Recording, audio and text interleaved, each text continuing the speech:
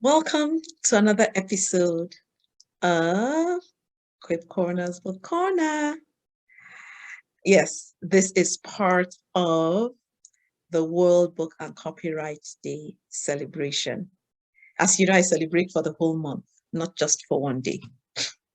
Why celebrate for a day when you can celebrate for a month? Today, I'll have the pleasure of meeting an author who's been in the Quip Corner's Book Corner before. You'll see her bio right after this.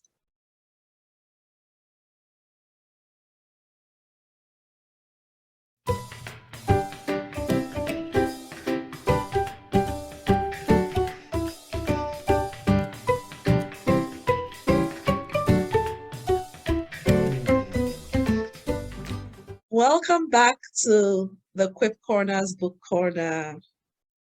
Thank you so much for having me. I'm glad that you could make out time to come talk to us about your book again. Yes, thank you. I'm excited. Nice. So we had a pretty good conversation, when you talked to us about it. Mm-hmm. So tell us some more. Tell us some more about your book, please.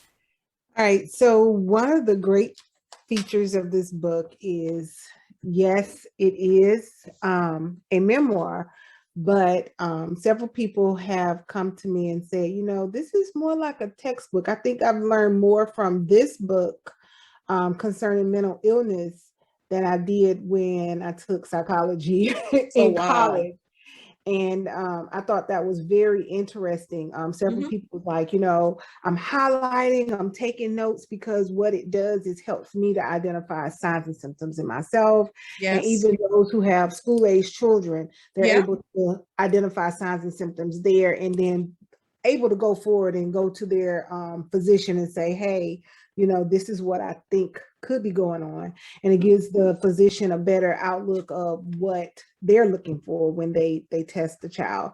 So that's one of the great features of this book, is the information that's shared. It's just not my story, but it also shares what was going on at that time and how it could have been diagnosed as a mental illness. Can you give us an example, please? Sure. This is called Powerless. This is chapter 6. Okay. And it says, fatty, 2x4, can't fit through the bathroom door. Fatty, 2x4, can't fit through the bathroom door.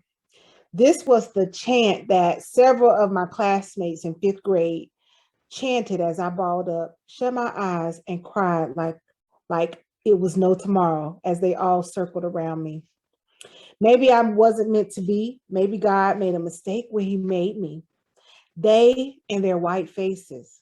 They and their pretty little bows tied neatly into their hair. They and their perfectly starched pants and shirts. They and their perfection. All done by their mothers, which I didn't have. And that made me powerless. I was bullied so much. I didn't have the latest fashions. I didn't have the book smarts. I couldn't hang out with friends. I was fat. I was nothing. I remember sometimes being very loud and boisterous, and at other times being drawn into myself for fear that I would be embarrassed. If they saw it on me and it wasn't quite right, I was called all kinds of names and never knew how to defend myself from the onslaught of insults. The name calling persisted: ugly, fat, unimportant, nasty, stinking, piggy, high yellow, stupid. These were just some of the words that I heard nearly every single day of my school life. I'm sure that many people do not understand the negative impact bullying has on mental health. It is one of the most significant traumas suffered by many youth today. The trauma from bullying has led many children to suicide. And I'm sure that it also played a part in my decision to attempt suicide at age 12. I'll discuss that later, but I want to share some information about bullying. StopBullying.gov 2017 gives this information. The current definition acknowledges 2 modes and 4 types by which youth can be bullied or can bully others. Mm. The two modes of bullying include direct bullying, that means bullying that occurs in the presence of a target youth, and indirect bullying, not directly communicated to a targeted youth, such as spreading rumors. In addition, these two modes of the four types of bullying include broad categories such as physical, verbal, and relational. It also goes into talking about, at this point, depression and anxiety. Yeah. Children who are bullied can experience negative physical, school, and mental health issues. Kids who are bullied are more likely to experience depression and anxiety, increased feelings of sadness and loneliness, changes in sleep and eating patterns, and loss of interest in activities they used to enjoy. They often have health complaints, and I see that a lot. Kids Yeah. who are having health complaints every single day.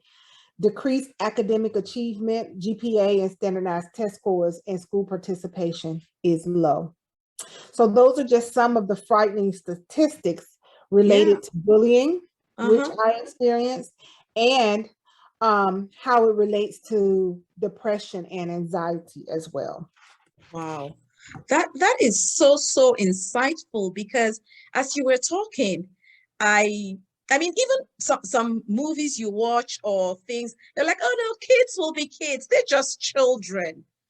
And Mm-hmm. sometimes we brush off things that are so fundamental. And the sad thing, I have noticed and have maybe even experienced, now that I think about it, is when your child comes home and says, they said XYZ to me, there's some parents who are like, oh, just forget it. Mm-hmm. Not knowing that that is seared in your heart as a Mm-hmm. child. Mm-hmm. Mm-hmm. And it's funny, as a teacher, I do teach health, and our health lessons are centered around social emotional learning. And so it wasn't yesterday, it was on Monday. I taught a lesson on bullying, and we talked about what are some things that you can say if someone is hurting you or your feelings Mhm. continuously. And one child raised her hand and she said, you could say, sticks and stones may break my bones, but Yep, words can never hurt me. And it was a teachable moment. We stopped right there and we said, exactly. that's a lie. Exactly. That's a You lie. know, That is one of you, the you you you greatest took the lies. words, out of my mouth, because that was the next thing I was going to say, that I remember as a child, we used to sing that song, and it's such a big fat lie. Mm-hmm. Mm-hmm. Mm-hmm. And I told them, I said, we say that to make ourselves feel better, but think about it. Can you think back to first grade? And these are fourth graders. Can you think back to first grade of anyone who said something or who continued to bully you and call you names? And they were like, yeah. I said, does it still hurt? They was like, yeah, it does. I said, so Go words do figure. hurt. And they said, it does. It just, Dawned on opened their them. little minds up because they didn't recognize it, that Yes. words do hurt. And a lot of Yeah. times words hurt worse than if they hit you. And Because a lot of that's times true. I don't remember, a lot of the fights I probably got into and got punched or whatever, but the words They have stick. stuck with me all Yes. these years. Yeah. It's interesting we're having this conversation, because our world is all encompassed in words. I Mm-hmm. think about even social media. You Mm-hmm. talked about something that I mean, thinking about it, it makes sense, but I didn't even realize that spreading things or rumors about somebody is a form of bullying. Yes, It, it it, is. it, it, It's bullying. yeah, I know. It was when you said it, I was like, wait a minute, that makes sense. Mm-hmm. So Yeah. when you think about what people post and, draw different things and say, that is what he looks like, or that's what she looks like, and things like that. Mm-hmm. Mm-hmm. And it's sad because all the love that God poured into us at birth, Mm-hmm. a lot of times with children before the age of 4, a lot of that love has been rubbed out by peers. Every time they say something that is demeaning to who you are as a person, That's just one more way for them to wipe out your self-love.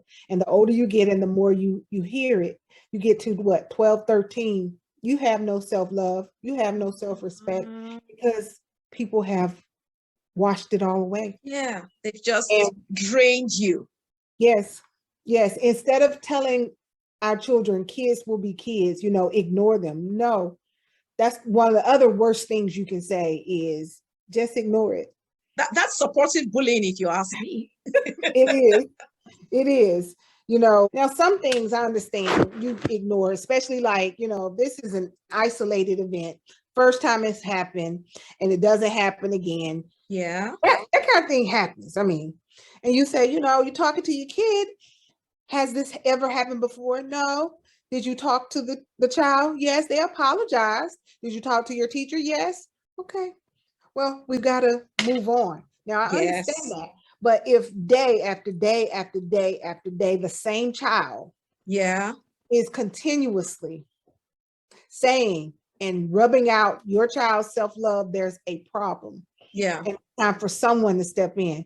The great thing now that we didn't have back then is bullying laws. We have laws today where teachers must take action. Schools must take action against bullies because it's too many babies that are deciding that I don't want to live anymore simply because people have rubbed their self-love out and they're tired of feeling what they feel.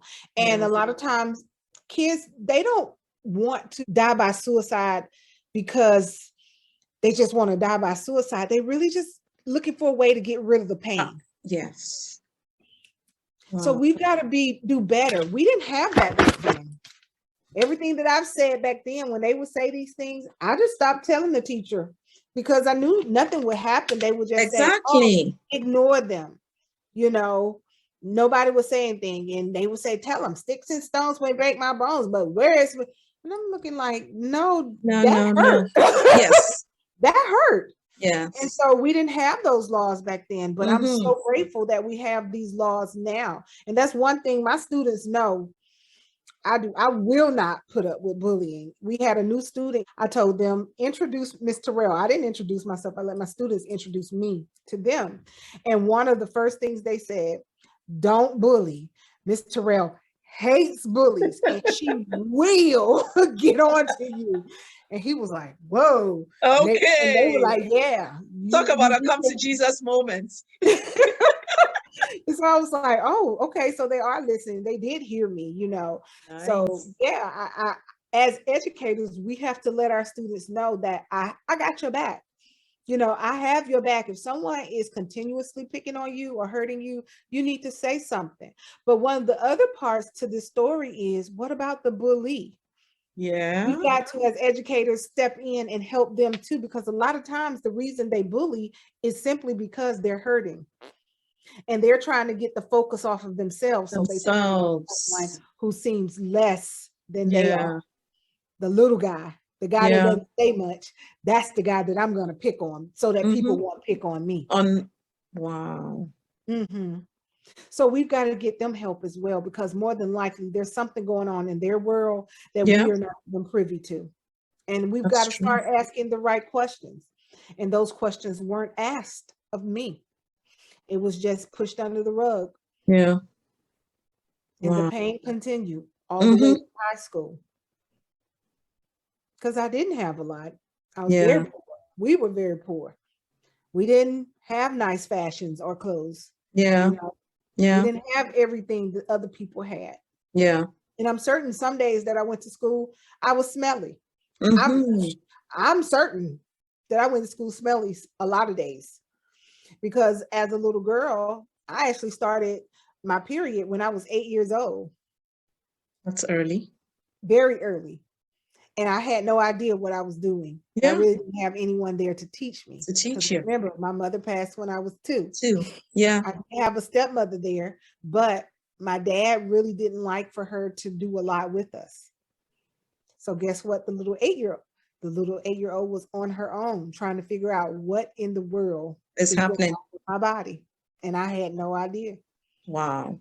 So I know a lot of days I went to school smelly.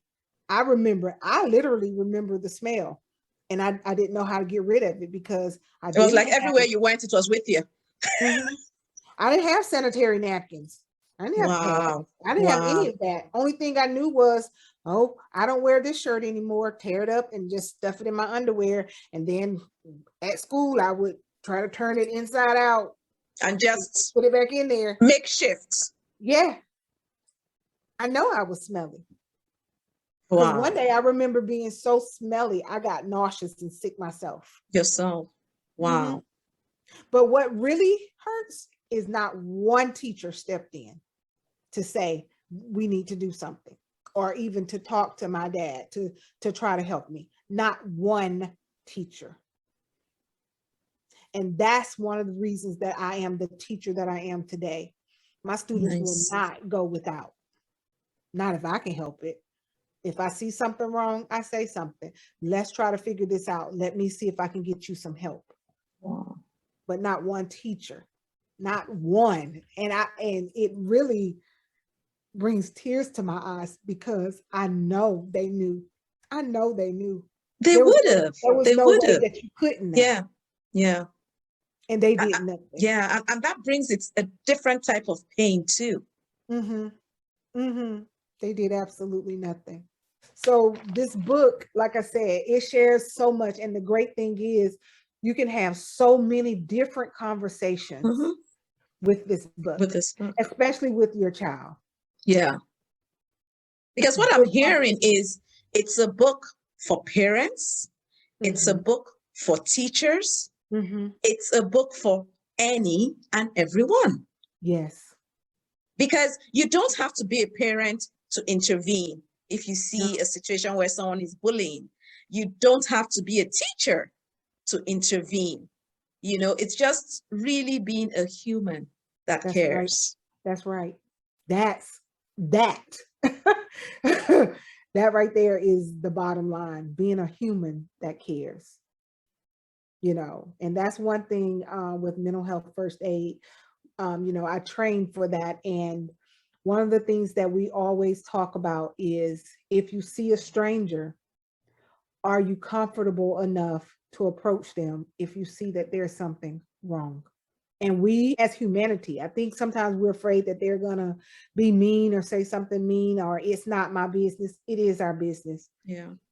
A few months ago, I was going into the store and it was a young lady outside the store. She was on her cell phone, but she was pacing.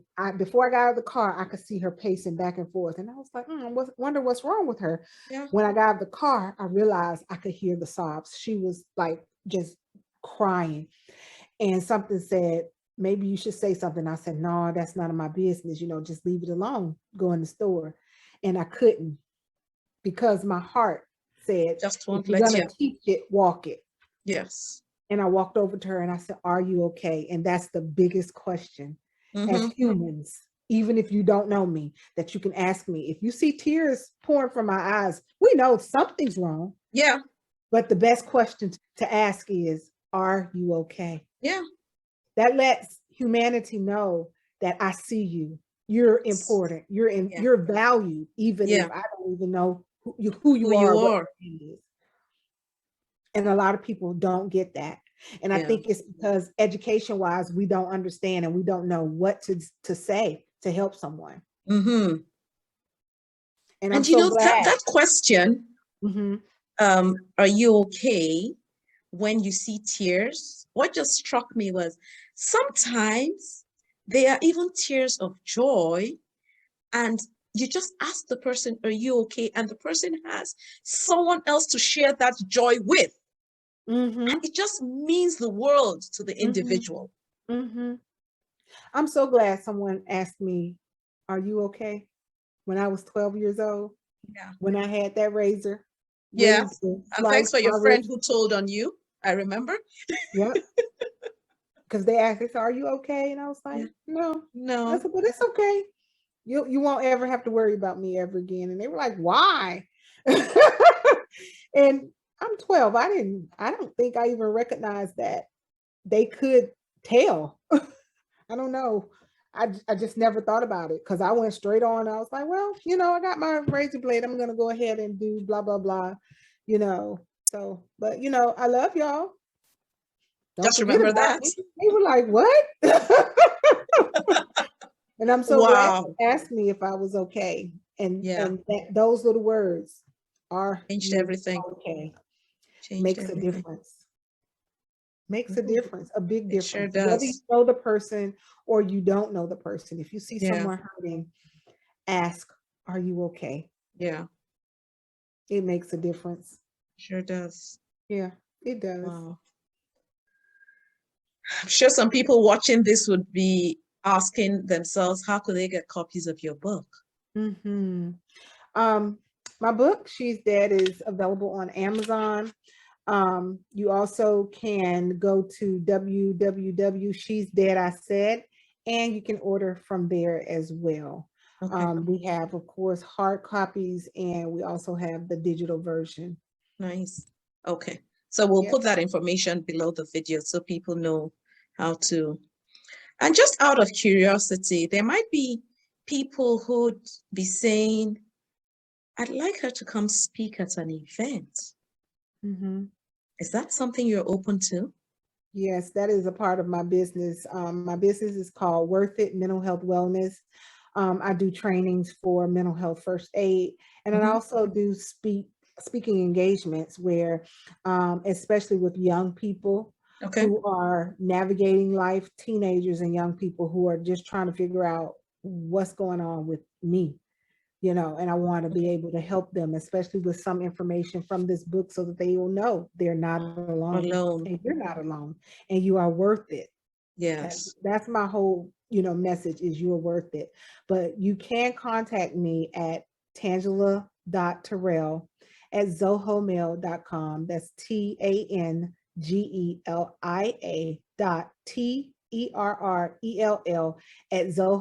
TANGELIA.TERRELL@zohomail.com. You can also find me on Facebook at Tangela Dr. WorthIt Terrell. Okay. We'll put all of those contacts below Mhm. as well so people can reach out to you.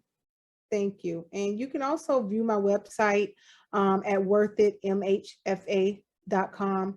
And you can also contact me through the website as well. Nice. Yeah. It's good to have all these avenues to be able to reach you and at Yes, least, people definitely. know what the options are. Yes, exactly. Thank you so much. Thank you. Thank you. And I want to thank you for turning your pain into something that can be a gain to the young people and others, of course. Thank you for doing that.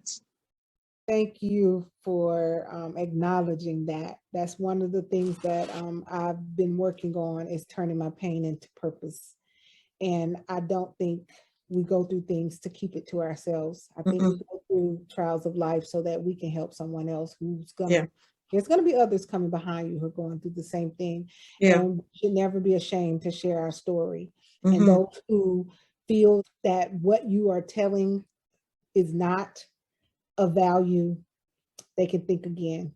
Keep sharing your story. Someone out there needs you. Exactly. Just keep, you just say to them, keep walking. I got a mission. Yep. So true.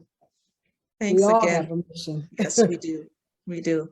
Thank you again for joining me in the Quip Corners Book Corner. I really appreciate it. Thank you so much. Thank you. You're welcome. I'm sure you were wondering, when will Ada break down and start crying? I was this close to breaking down. But it's wonderful that she's taking the time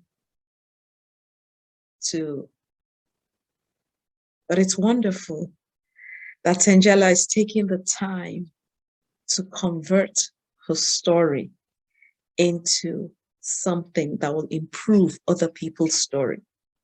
Like she said, turning her pain to purpose. You'll find information on how to get copies of her book below this video. And I really hope you consider getting a copy or more. Thanks again for joining me. See you in the next episode of the Quip Corner. Bye now.